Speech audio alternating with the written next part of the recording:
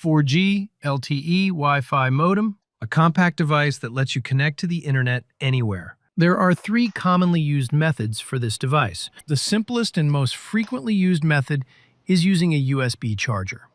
You just wait until the LED light turns green. The disadvantage of this method is that it requires a power outlet, making it unsuitable for camping trips or parks. Method 2 is using a power bank, a flexible combination, very suitable for camping trips or parks. The device shares internet via a wireless network. Computers, tablets, and phones connect to it via Wi-Fi to access the internet. Wireless connections are not as stable as wired connections. Method 3, sharing internet via USB port. You plug the device into your computer via the USB port. A wired connection will appear on your computer, similar to when you connect an Ethernet cable. While sharing internet to your computer via USB port, it shares internet with other devices via Wi-Fi.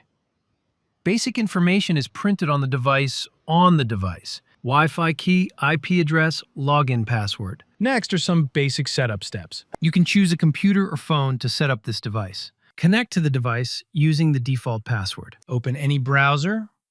Access the device using the IP address. The login password is admin. Find the item called Quick Configuration to change the wireless network settings. Wireless name. Wireless password. Modify.